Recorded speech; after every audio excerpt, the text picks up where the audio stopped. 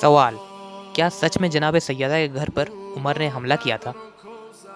اگرچہ بعض لوگ پیغمبر اکرم صلی اللہ علیہ وآلہ وسلم کے اہل بیت پر آشکار ظلم کو چھپانے کی کوشش کرتے ہیں، لیکن پیغمبر اکرم صلی اللہ علیہ وآلہ وسلم کی بیٹی کے گھر پر حملے کا واقعہ نہ تو بھلایا جا سکتا ہے اور نہ ہی تاریخ سے مٹایا جا سکتا ہے، کیونکہ حدیث اور تاریخ کی بہت سی معتبر کتابوں میں احتیاط اور شرمندگی کے ساتھ اس دردناک واقعے کی طرف اشارہ ہوا ہے۔ جبکہ اہل البیت علیہ السلام پر ظلم کو بہت سے مورخین اور محدثین نے چھپانے کی کوشش کی ہے، لیکن جو بھی صدر اسلام میں یا اس کے بعد ہوا اسے چھپایا نہیں جا سکتا۔ ان افسوسناک واقعات میں سے ایک واقعہ بنت رسول اللہ حضرت فاطمہ زہرا سلام اللہ علیہا کے گھر پر آپ صلی اللہ علیہ وآلہ وسلم کی وفات کے بعد حملہ ہے، جس میں خلیفہ دوم نے آگ لگائی۔ لہٰذا خلیفہ دوم سے متعلق جو کچھ بھی اہل سنت کی کتابوں میں ذکر ہوا ہے وہ یہ کہ وما ہو قبس من نار، عمر کے ساتھ آگ کا شعلہ بھی تھا۔ اس کے بعد عمر نے گھر کے دروازے کے پاس پہنچتے ہی کہا، دروازہ کھول دو ورنہ گھر کے ساتھ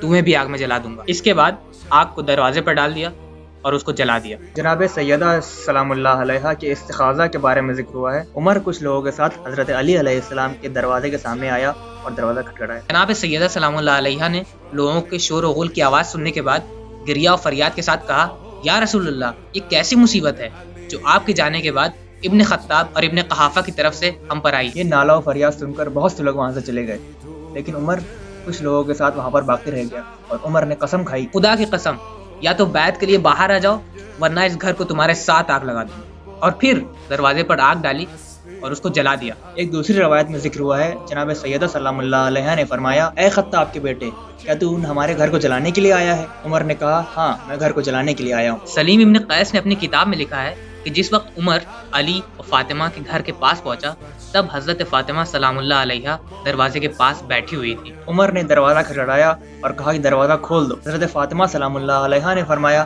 اے عمر، ہمیں رسول اللہ کا سوگ منانے دو، ہمیں اکیلا چھوڑ دو، تمہیں آخر ہم سے کیا چاہیے؟ نتیجتاً یہ بات مسلم ہے کہ حضرت علی علیہ السلام کے گھر پر عمر کے حملے کے وقت حضرت فاطمہ زہرا سلام اللہ علیہا گھر پر موجود تھی۔ جب آپ نے عمر اور اس کے ساتھیوں کی آواز سنی تو دروازے کو بند کر دیا، اور ان کو یہ شک و گمان بھی نہیں تھا کہ پیغمبر اکرم صلی اللہ علیہ وآلہ وسلم کی ایک لوتی یادگار یعنی خود جناب زہرا سلام اللہ علیہا کے گھر میں موجود ہوتے ہوئے وہ آپ کے گھر پر حملہ کرے۔